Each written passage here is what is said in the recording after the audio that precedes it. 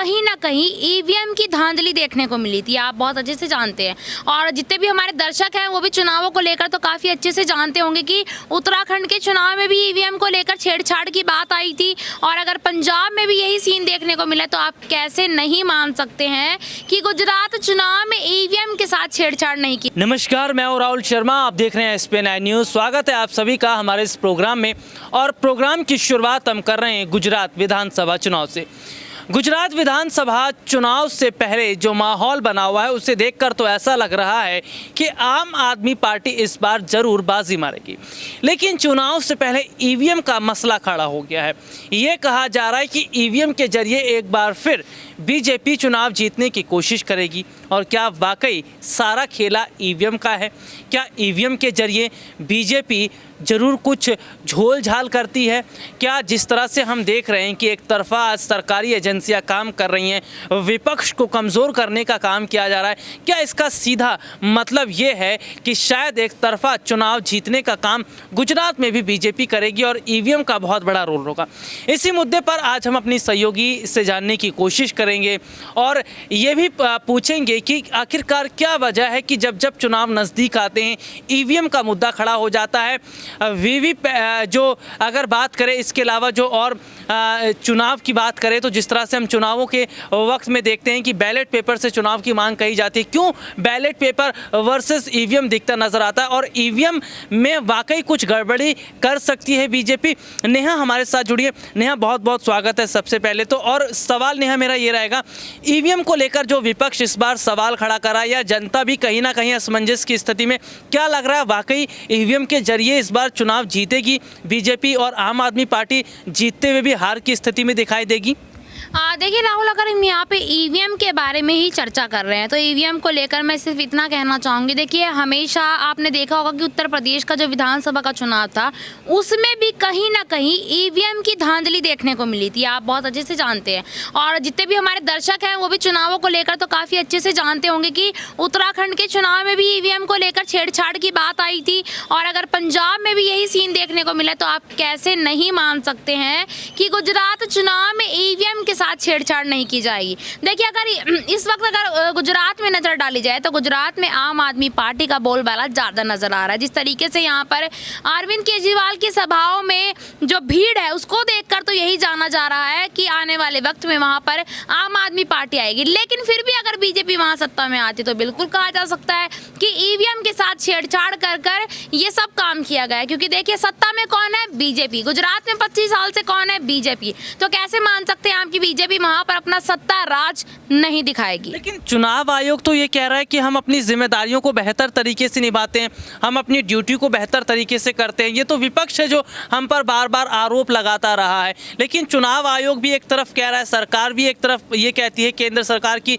EVM में कोई गड़बड़ी नहीं है। तो क्यों विपक्ष ना चुनाव आयोग पर विश्वास कर पा रही है, जनता भी विश्वास नहीं कर पा रही है? देखिए, अगर राहुल यहाँ पर चुनाव आयोग का आप बात ही कर रहे हैं, चुनाव आयोग को, तो देखिए आपसे मैं सिर्फ एक चीज ये पूछना चाहूंगी कि आखिरकार चुनाव आयोग किसके अंडर है? चुनाव आयोग भी सत्ता के अंडर ही है। जो सत्ता कहेगी, जो सत्ता की पार्टी कहेगी, यानी कि जो बीजेपी कहेगी वही चुनाव आयोग करेगा।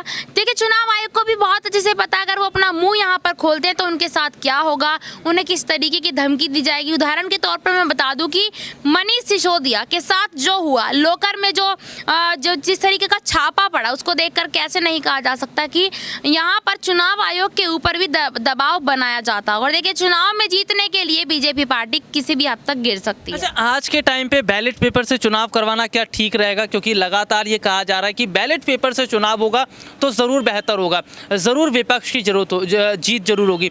लेकिन सवाल तो ये खड़ा होता है कि आज के टाइम पे बैलेट पेपर, उसमें वक्त ज़्यादा लगता है। और क्या सबूत है या किस हिसाब से माना जाए कि भाई बैलेट पेपर से चुनाव होगा तो ठीक ही होगा, निष्पक्ष होगा, कोई उसमें धांधली नहीं होगी?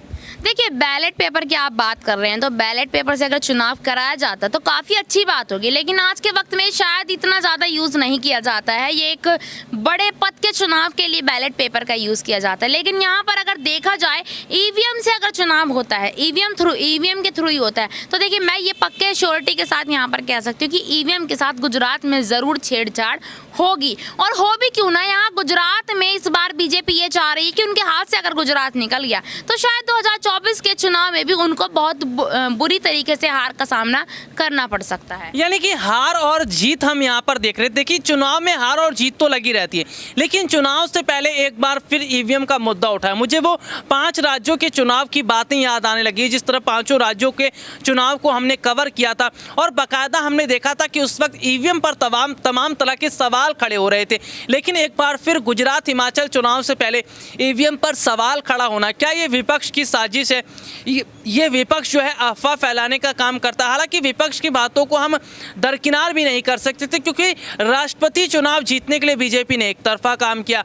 उपराष्ट्रपति चुनाव जीतने के लिए भी इन्होंने सीधे तौर पर विपक्ष को डराया। ईडी, एनसीबी और तमाम सरकारी एजेंसियों को डराकर इनको अपना हथियार बनाकर विपक्ष को डराने की कोशिश की। लेकिन सवाल तो यहाँ पर यह बन रहा है कि सरकारी एजेंसियां तो अपने काम कर रही हैं, चुनाव आयोग तो अपना काम कर रहा है, तो इसमें गड़बड़ी आखिरकार कहाँ हो रही है? क्यों विपक्ष बार बार सरकारी एजेंसियों पर सवाल खड़ा कर रहा है? खैर, ये एक सवाल रहेगा, लेकिन गुजरात चुनाव में आखिरकार कौन किस पर भारी पड़ेगा, ये अपनी सहयोगी से जानने की जरूर कोशिश करेंगे। नेहा, इस वक्त हम देख रहे हैं कि गुजरात में बीजेपी जाति समुदाय के नाम पर कार्ड खेलने की कोशिश कर रही है और आम आदमी पार्टी के पास मुद्दे हैं रोजगार के, शिक्षा के, स्वास्थ्य के और तमाम तरह से हम देख रहे हैं गरीब जनता के लिए फ्री बिजली, फ्री पानी, तमाम ऐसे मुद्दे आम आदमी पार्टी गुजरात में लेकर चल रही है। तो जीत इस बार किसकी हो रही है? किसके मुद्दे इस बार सबसे ज़्यादा हावी हो रहे हैं? देखिए, यहाँ पर राहुल बात करें अगर कि आपने जैसे कि अभी कहा कि आम आदमी पार्टी यहाँ पर ऐसे मुद्दे उठा रही है जो जनता के लिए बेहद ज़्यादा ज़रूरी है। वो मुद्दे हैं बेरोजगारी, महंगाई, जिसके लिए हमेशा कांग्रेस पार्टी यहाँ पर बोलती भी रहती है और कल ही राहुल गांधी ने यहाँ पर धरना प्रदर्शन किया था। तो देखिए, अगर आम आदमी पार्टी इसी तरीके के मुद्दे उठाती रही तो शायद आम आदमी पार्टी की जीत होना तय है। क्योंकि देखिए, आम जनता को किस चीज़ से परेशानी होती है? बेरोजगारी को लेकर, महंगाई को लेकर, तमाम छोटे मोटे ऐसे मुद्दे जो ज़मीनी स्तर पर जिनके लिए काम करना बेहद ज़्यादा ज़रूरी है। लेकिन अगर यहाँ मैं बीजेपी की बात करूँ तो बीजेपी सिर्फ यहाँ पर झूठे वादे करती है।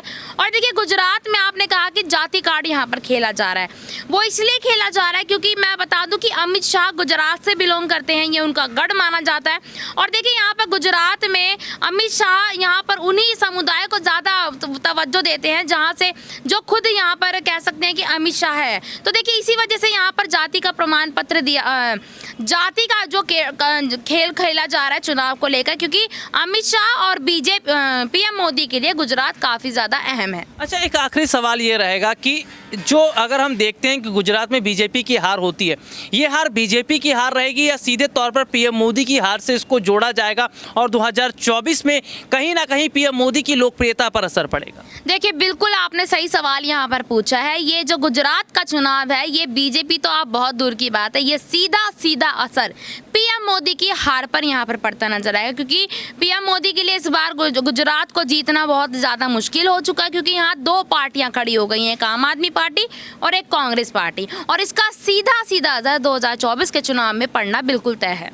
यानी कि देखना होगा कि आखिरकार जीत इस बार किसकी होगी, धर्म और समुदाय की जीत होगी या मुद्दों की जीत होगी। और अगर मुद्दों की जीत होगी तो क्या ये माना जाए आम आदमी पार्टी विपक्ष के तौर पर बहुत मजबूती के साथ दिखती नजर आ रही है और वाकई आगामी समय के चुनाव में यही आम आदमी पार्टी है जो बीजेपी को टक्कर भी देती नजर आएगी और कहीं ना कहीं जनता का बड़ा समर्थन भी हासिल करती नजर आएगी। चलिए देखते हैं गुजरात में आखिरकार क्या कुछ बदलता है और चुनाव से पहले जो भी अपडेट रहेगा SPN9 न्यूज़ लगातार अपने दर्शकों तक पहुंचा रहा है। तो फिलहाल आज के इस प्रोग्राम में इतना ही, आपसे दोबारा मुलाकात होगी, तब तक के लिए इजाज़त दीजिए, नमस्कार।